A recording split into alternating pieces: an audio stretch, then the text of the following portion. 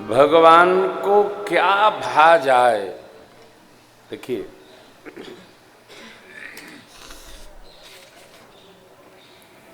जो भगवान के भक्त लोग हैं ना, यह विचार कदापि नहीं करते हैं कि लोगों को क्या भाएगा। एक बार कथा आती है, श्री हनुमान जी महाराज और सभी भाइयों को सरकार के अंतःपुर में प्रवेश से रोक दिया गया। ये कथा मैंने संतों से सुनी है। लेकिन माता जी का प्रवेश बना रहा। ए भैया, बाजा ना बजाओ। श्रोता लोग कहते हैं आप जब बोला करिए तो बाजा वालों से प्रार्थना करिए कि वो ना बजाओ, डिस्टर्ब होता है, थोड़ा कृपा करो। तो एक कोई कर्नल साहब हैं, वो पिछले 3 महीने से पीछे पड़े हैं। महाराज जी जब बोलते हैं तो बाजा वाले भैया लोग ना बजावें। अभी न बजावें तो हम बोलें का, स्वर साधना पड़ता है ना। अच्छा, ये न बजाएंगे तो कभी कभी हम घंटों बोलते हैं तो सुत जाएंगे बेचारे। इसलिए कोई कुरकुर करे रहता है, कोई कुंकू करे रहता है, कोई बंसियाँ फूके रहते हैं, तो बजाना पड़ता ही है। अब कहो बतावे, जाने चिलम जो चढ़े अंगारा। तो कल आपसे निवेदन किया ना, सलाह लेने वाले हो चाहे नहीं, देने वाले बहुत हैं। ऐसा करना चाहिए, ऐसा करना चाहिए। तो अंतःपुर में केवल सरकार के पास मां का प्रवेश था। श्री हनुमान जी सरकार के बड़े लाडले हैं। भगवान महीनों का संकल्प लिए थे कि हमको बाहर नहीं जाना है, हम अंदर ही कुछ साधना करेंगे। माता जी का प्रवेश था। तो लाड से एक बार श्री हनुमान जी ने मां से पूछा, मां किसी का प्रवेश नहीं है, आपका प्रवेश क्यों निश्चित हो गया है? तो मां ने मुस्कुराते हुए विनोद में कहा कि लाला, मेरे प्रवेश का कारण ये लाल सिंदूर है। प्रभु ने मुझे यह सिंदूर भेंट किया है ना, इसलिए हमारा कोई प्रवेश रोक सकने वाला नहीं है। हमको सर्वकाल प्रवेश है। आदिशक्ति जग जननी है। श्री हनुमान जी समझ गए कि यदि सिंदूर लग जावे तो हमारा भी प्रवेश हो जावे। कहते हैं श्री अयोध्या जी में तब भी एक हाट थी जिसका नाम था श्रृंगार हाट, जो आज भी है। और श्रृंगार हाट ही श्री अयोध्या जी में केवल बाजार है। अयोध्या जी, ध्यान रखिएगा, अयोध्या जी बिजनेस नगरी नहीं है। अयोध्या जी व्यापार की नगरी नहीं है। अयोध्या जी व्यवहार की भी नगरी नहीं है। अरे भाई, तो अयोध्या जी क्या है? अयोध्या जी भगवान श्री सीताराम जी के बिहार की नगरी है। अयोध्या जी भागवत भक्तों के भजन की नगरी है। कई लोग कहते हैं महाराज अब राम मंदिर, राम जी का बढ़िया सा बन रहा है, राष्ट्र मंदिर बन रहा है, अब अयोध्या जी का विकास होगा। अयोध्या जी का विनाश कभी हुआ ही नहीं, तो विकास अब क्या होगा? सुविधाएं बढ़ जाएंगी, जहाज आने जाने लगेंगे। अभी लखनऊ गोरखपुर उतर के आना जाना पड़ता है, जहाज वहीं अयोध्या जी में उतरेंगे। बाहर के लोग श्री अयोध्या जी आने लगेंगे, दर्शन करने लगेंगे मंदिरों के, संतों के। और भजनानंदी महात्माओं का भजन तो वैसे ही रहेगा जैसे अब है, तब था, आगे भी रहेगा। भगत के जीवन में संसार का सामान नहीं बढ़ता, भगवत भजन बढ़ता है। श्री अवध हमारी, अरे भागवत नगरी, भागवतों की नगरी है। आप जिधर जाइएगा भजन ही भजन सुनाई दिखाई पड़ेगा। तो श्री हनुमान जी गए श्रृंगार हाट और एक घी की दुकान से घी उड़ेल लिए। श्री हनुमान जी को कौन रोके? वीर बजरंगी हैं। और सिंदूर की पंसारी की दुकान पर गए तो सिंदूर उड़े ले लिए।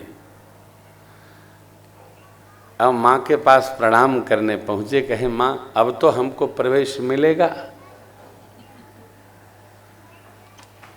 तो माँ ने कहा लाला अब आपको यहाँ प्रवेश नहीं केवल मिलेगा, अब आपको चारों युग में उपस्थित रहने का प्रवेश प्राप्त हो जाएगा। इसलिए ध्यान रखिए, पूज्यपाद गोस्वामी जी लिखते हैं चारों युग परताप तुम्हारा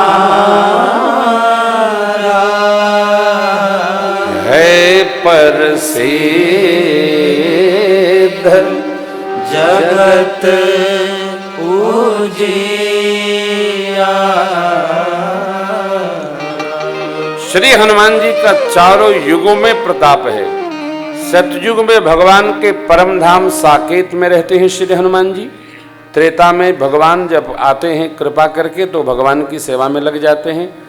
द्वापर में अर्जुन महाराज के रथ पर भगवान श्री कृष्ण की आज्ञा से हनुमान जी बैठ गए हैं।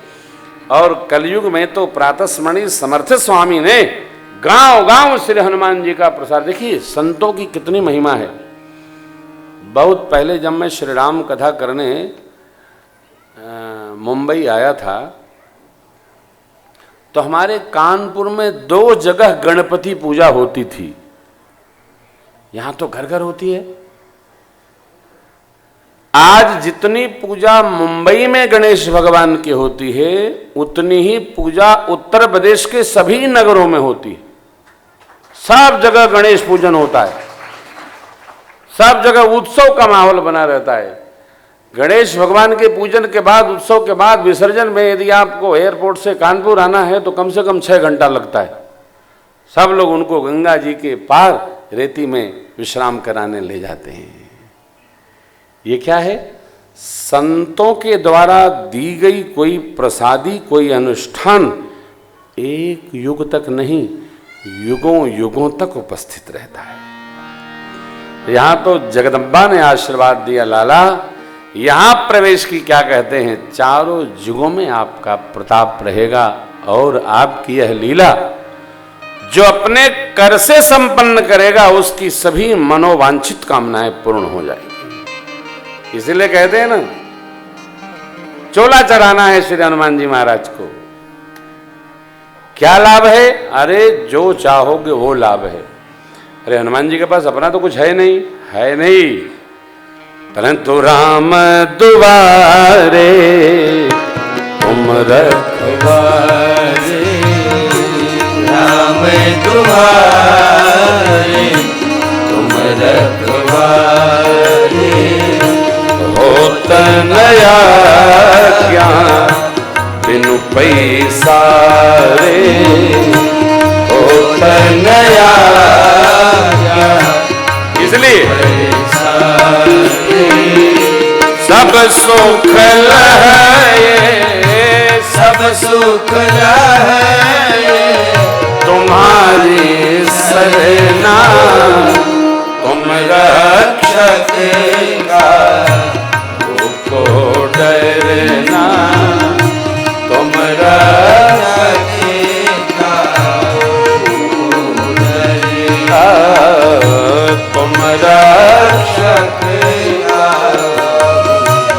डरना। श्री हनुमान जी महाराज द्वार पर दूत बन के बैठे रहते हैं। तो सारी रिद्धि सिद्धि समृद्धि कहाँ है? तो सरकार के पास है, माँ के पास है। जगदीश माया जानकी वहां बैठे हैं। जो श्री हनुमान जी की शरण में आता है, जो प्रार्थना करता है, भगवान से निहोर निवेदन करके हनुमान जी उसको सब सुख प्रदान करवाते हैं। इसलिए लोग दर्शन की लालसा रखते हैं। जहां जहां श्री हनुमान जी की पीठ है वहां वहां भक्तों की कितनी लंबी पंक्ति खड़ी होती है। शनिवार हो, मंगलवार हो, हा? क्यों? सब सुख लहे तुम्हारी शरण। हमारे श्री कानपुर में श्री अयोध्या जी में तो गढ़ीनाथ हनुमान जी महाराज, आशीर्वाद ऐसा है भगवान माँ भगवती का कि हनुमान जी की गढ़ी से ऊंची कोई गढ़ी अयोध्या में नहीं हो सकती है। यदि किसी ने बनाई तो प्राण प्रतिष्ठा नहीं करा पाएगा। गढ़ी तो हनुमान जी की। क्यों? हनुमान जी भगवान की सेवा में सर्वकाल उपस्थित रहते हैं। हमारे श्री कानपुर में जैसे यहाँ सिद्धि विनायक हैं मुंबई में, उसी प्रकार कानपुर में पनकी धाम है जहाँ श्री हनुमान जी सर्वकाल विराजित रहते हैं। दिव्य स्वरूप है क्या बाबा का। और मंगलवार को तो वो पंक्ति लगती है कि 2-2.5 घंटे बाद दर्शन का सुयोग बनता है। बुढ़वा मंगलों को तो पूछिए नहीं, अरे राम मंगल होते हैं वो तो मंगल महामंगल।